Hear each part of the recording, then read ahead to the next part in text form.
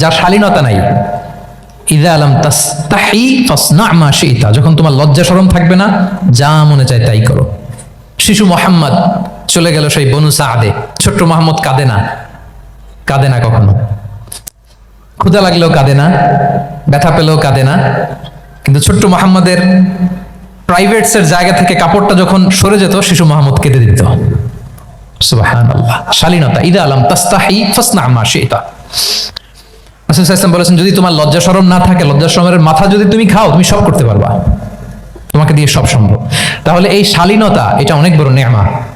সম্মানিত বন্ধুরা, আজকে দিনকে দিন আমাদের সমাজ থেকে শালীনতা হারিয়ে যাচ্ছে, লাজুকতা হারিয়ে যাচ্ছে।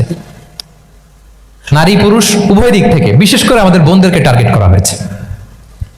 নারীদেরকে, আমাদের বোনদেরকে, তাদেরকে প্ররোচিত করা হচ্ছে, তাদের সামনে আইডিয়া হাজির করা হচ্ছে যে নারী যত বেশি নগ্ন হতে পারে, সে তত বড় সাহসী নারী। বলেন, আমাদের সমাজে পত্রপত্রিকা আপনারা দেখেন না এটা, যে নারী নিজেকে যত এক্সপোজ করবে, সে তত বড় কি সাহসী নারী। এই তকমা তাকে দেয়া হচ্ছে। এটা টোটাল কমপ্লিট শয়তানের একটা মিশন। শয়তানের প্রথম মিশন হচ্ছে বনি আদমকে বিবস্ত্র করা। কি করা? আল্লাহ তাআলা আদম আলাইহিস সালাম, হাওয়া আলাইহিস সালামকে বলেছিলেন যে নিষিদ্ধ গাছ যেও না, খেও না। শয়তানের প্ররোচনায় খেয়ে ফেলেছিলেন, সাথে সাথে জান্নাতের পোশাক খুলে পড়েছে। তার মানে শয়তানের প্রথম মিশন হচ্ছে মানুষকে কি করা? নগ্ন করা। মানুষকে কি করা? নগ্ন করা। তাহলে আমাদের বোনদেরকে এমন ভাবে তাদের সামনে উপস্থাপন করা হচ্ছে, প্ররোচিত করা হচ্ছে, এবং বলা হচ্ছে নগ্নতার পথে যে বেশি হাঁটে, সে নাকি তত সাহসী নারী। নাউযুবিল্লাহ মিন যালিক। তাহলে এই যে মানব জাতিকে বস্ত্রহীন করা, এটা শয়তানের একটা মিশন। তার বিপরীতে ইসলাম নারীকে সম্মান দিয়েছে, সম্মান করেছে। যে ঘরে প্রথমে কন্যা জন্মায়, খায়রুকুম মান বুখিরা বিল উনসা, সে ঘরটাকে আল্লাহ তাআলা বরকতময় করে দেয়। দুই সন্তান তো দুই জান্নাতের দরজা ওপেন। দুই কন্যা সন্তান, তিন কন্যা সন্তান তো তিনটা জান্নাতের দরজা ওপেন। সুবহানাল্লাহ। মেরাজে যখন গেলেন, জিবরিল আলাইহিস সালাম ওনাকে দুইটা পেয়ালা দিলেন। তিনি বললেন, উচিচু বি ইনাইন, আমাকে দুটি পেয়ালা দেয়া হলো। ফি আহাদিহিমা লাবান ওয়া ফিল আখিরি খামর, এক পেয়ালায় ছিল দুধ, আরেক পেয়ালায় ছিল মদ। ফাআখাযতুল লাবান ওয়া শারিবতু, যখন দুইটা অপশন দেয়া হলো, দুইটা পেয়ালা, আমি দুধের পেয়ালাটা নিলাম এবং সেটা পান করলাম। তখন জিবরিল আলাইহিস সালাম বললেন, আসাবতাল ফিতরা, মানে you are guided to the ফিতরা, আপনি সঠিকটাই নিয়েছেন, যেটা ফিতরা, যেটা নেওয়া উচিত, আপনি ওইটাই নিয়েছেন। তাহলে এখন আরো সহজ হবে, যদি দুইটা পেয়ালা দেয়া হয়, একটা মদের পেয়ালা আর একটা দুধের পেয়ালা, তো আমরা নিব কোনটা বলেন? হ্যাঁ, তাইলেই ফিতরা হবে। তাহলে কি হবে? তাহলে যেটা স্বাভাবিক, যেটা কল্যাণকর, যেটা আমাদের জন্য ভালো, সেটা হচ্ছে ফিতরাত। তাহলে মদের পেয়ালা, দুধের পেয়ালা, কোনটা নিব? সবাই নিব তো নাকি? আমাদের রুচির যে দুর্ভিক্ষ চলতেছে, অনেকে মদের পেয়ালাই নিয়ে নিবে। কি বলেন? আছে না একদল, তারা কি করে? ওইটা চুজ করে ফেলবে। আল্লাহ এই উম্মতের বুকুরটা, মানে সকালের সময়টা, লেটস সে সানরাইজের পরে 3-4 ঘন্টা, এই সময়টাকে আল্লাহ আপনি বরকত দিয়ে ভরে দেন। এই সময়টাতে ঘুমানো যাবে না, এটা হচ্ছে বরকতের সময়। এবং আল্লাহ রাসূল সাল্লাল্লাহু আলাইহি ওয়াসাল্লাম যদি কোনো সামরিক অভিযান প্রেরণ করতেন, এই টাইমে প্রেরণ করতেন, এই বুকুরের টাইমে। এবং সাহাবারা তাদের কোনো ট্রেড ক্যারাভান, ব্যবসায়িক কাফেলা যখন সেন্ড করতেন, এই টাইমটাতে সেন্ড করতেন, কারণ এই টাইমটাতে বারাকা। তো এখন নিজের সাথে মিলিয়ে নেন যে এই টাইমটাতে আমরা কি করি।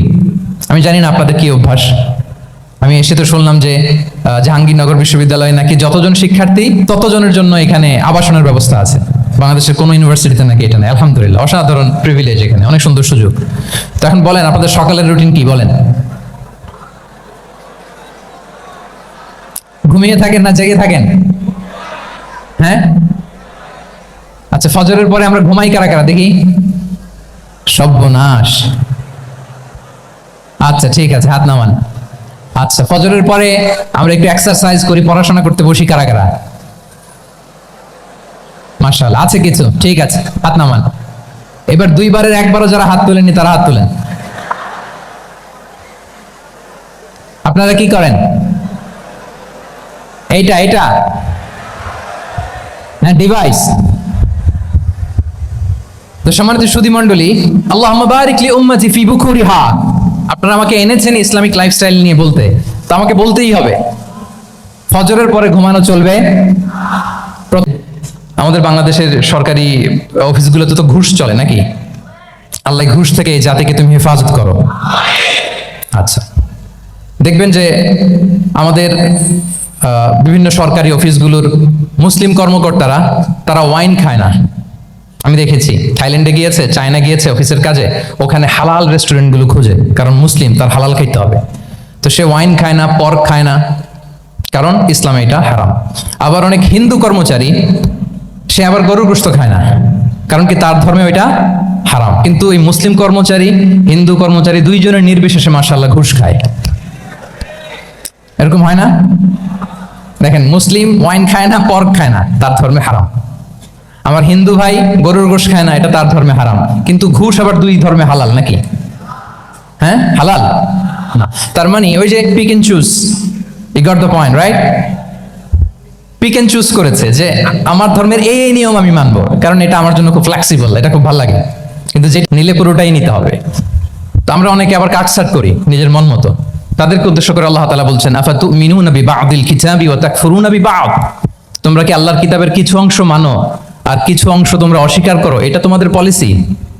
জেনে রেখো, ওয়ার্নিং দিচ্ছেন যে তোমাদের পলিসি যদি এটা হয়, তাহলে এই দুনিয়াতে আছে তোমাদের জন্য লাঞ্ছনা, আর আখিরাতে তোমাদেরকে শাস্তির মুখোমুখি হতে হবে। তাহলে কাটছাট করার সুযোগ নেই। আমরা যেটা করি, নামাজ, রোজা, হজ, জাকাতের মতো এই যে আনুষ্ঠানিক ইবাদতগুলো, এগুলোতে আমরা ইসলামকে খুব মানি, ইসলামের অনুশাসন মানি।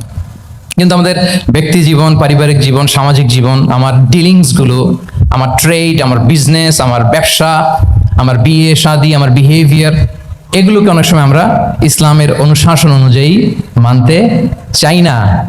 এগুলোর ক্ষেত্রে আমরা অনেক সময় ইসলামের অনুগামী হই না। এইখানে একটা ঝামেলা রয়ে গেছে আমাদের। কিন্তু মূল কথা হচ্ছে, আপনি ইসলামকে মানলে দ্য টোটাল প্যাকেজ আপনাকে মানতে হবে। এখানে কাটছাট করার কোনো সুযোগ আছে বলেন তো? আওয়াজ করে বলেন, কোন কাটছাটের সুযোগ কি আছে? কারণ কমপ্লিট প্যাকেজ, কমপ্লিট প্যাকেজ, জীবনের প্রতিটি অঙ্গনকে ইসলামের অনুশাসন দিয়ে সাজানো, বা জীবনের প্রতিটি অঙ্গনে ইসলামকে অনুশীলন করার নামই হচ্ছে ইসলামিক লাইফস্টাইল। মূলত ইসলামই একটা lifestyle. Islam is not merely a set of beliefs and rituals, rather it's a lifestyle. ইসলাম নিজেই একটা লাইফস্টাইল। এটা যদি আমরা মেনটেন না করি, এটা কোশ্চিন কালো ইসলামিক লাইফস্টাইল হবে না। আপনাকে হারাম থেকে যোজন যোজন দূরে থাকতে হবে, আর হালাল দিয়ে জীবনটাকে সাজাতে হবে। কারণ যেখানেই হালাল সেখানেই বারাকা। রিপিট, আমি আবারও বলছি, যেখানেই হালাল সেটার মধ্যে কি? হারামে কোনো বারাকা আছে? হারামে আছে অস্থিরতা, সাময়িক উন্মাদনা, এর ভেতরে বারাকা নাই। হালালের ভেতরে আল্লাহ তাআলা বারাকা ঢুকিয়ে দিয়েছেন। আচ্ছা, আপনারা বলুন তো, গরুর গোশত খাওয়া এটা হালাল না হারাম? হালাল। কুকুরের গোশত খাওয়া হালাল না হারাম? আচ্ছা, গরু বছরে বাচ্চা দেয় কয়টা? গাভী? আচ্ছা, একটা। কুকুর দেয় কয়টা? কয়টা? 7টা, 8টা, 10টা? ফ্যামিলি প্ল্যানিং নাই তো? দেদারসে দিচ্ছে। আচ্ছা, গরু হালাল, কুকুর হারাম। গরু বাচ্চা দেয় কয়টা? কুকুর দেদারসে দিচ্ছে। তারপরেও বলেন, আমাদের এই যে বাংলাদেশে আমাদের কুরবানির ঈদে লক্ষ লক্ষ গরু জবাই হয়, বিয়ের অনুষ্ঠানগুলোতে এত গরুর গোশত আমরা খাই, প্রতিদিনের চাহিদা মেটানোর জন্য তো কত গরু কুরবানি করা হয়। এরপরে বলেন, বাংলাদেশে গরু বেশি না কুকুর বেশি? সবাই বলেন, গরু বেশি না কুকুর বেশি? কারণ কি? হালাল। কারণ কি? এই হালালে বরকত ঢুকিয়ে দিয়েছে কে? তাহলে if there is no concept of হালাল এন্ড হারাম, there is no Islamic lifestyle. মুমিনের ডিকশনারিতে হতাশা নেই। আমরা হতাশ হই না, আমরা নিরাশ হই না, আমরা ভরসা রাখি এক মহান সত্তার উপর। আওয়াজ করে বলুন, তিনি কে? শয়তানের মিশন হচ্ছে আমাদেরকে হতাশ বানানো। আমি স্টেজে ওঠার আগে সম্মানিত স্যার বলতেছিলেন যে আপনি একটু আশাবাদী করবেন। আমাদের নারী শিক্ষার্থীদের ব্যাপারে, আমাদের ছেলে শিক্ষার্থীদের কয়েকটা ইস্যু স্যার বললেন যে কিছু ফ্রাস্ট্রেশন তাদের মধ্যে কাজ করে। আজকে আপনাদের ডিকশনারি থেকে ফ্রাস্ট্রেশনকে একেবারে অমিট করে দিয়ে যাব। বলেন, বিশ্বাসীদের ডিকশনারিতে হতাশা বলে কোনো শব্দ আছে? শয়তান টেম্পটেশন দেয়, প্রভোকেশন করে। কিন্তু শয়তান জানে না যে আল্লাহর রহমতের দরিয়া কত বড়। শয়তানের মিশন হচ্ছে আমাদেরকে হতাশ বানানো, আর আল্লাহর বাণী আমাদের হৃদয়ে আশা জাগায়, আশাবাদী করে তোলে। আল্লাহর এই কিতাবের, কোরআনের প্রতিটি আয়াতে পরতে পরতে পাবেন আপনি মোটিভেশন, ইন্সপিরেশন। আল্লাহু আকবার। লা তাহজান ইন্নাল্লাহা মা'ানা। মনকে তুমি বুঝিয়ে বলো, আল্লাহ আছেন আমার সাথে। জাহাঙ্গীরনগর বিশ্ববিদ্যালয়ের আমার সুপ্রিয় শিক্ষার্থী বন্ধুরা, এই বাক্যটি নিজের জীবনের জন্য, নিজের জীবনের সাথে সেট করে নেন। মনকে তুমি বুঝিয়ে বলো, আল্লাহ আছেন আমার সাথে। বিপদে আপদে, আমাদের লাইফে আপস এন্ড ডাউনস থাকে, সব মুহূর্তে আমরা এই কথাটা খেয়াল করবো যে কেউ যদি আমাকে হেল্প করার জন্য নাও থাকে, এক মহান সত্তা আছে, তিনি কে? আল্লাহ রাসূল সাল্লাল্লাহু আলাইহি ওয়াসাল্লাম আবু বকর রাদিয়াল্লাহু তাআলা আনহু গারে সাউরে হিজরতের রাতে লুকিয়ে আছেন, কুরাইশরা খুঁজতেছে, আবু বকর রাদিয়াল্লাহু তাআলা আনহু তটস্থ, না জানি ধরা পড়ে যাই। তিনি বলছেন কুরাইশরা আমাদের এত পাশ দিয়ে যাচ্ছে, একটু মাথা নিচু করলে দেখে ফেলবে আমাদের।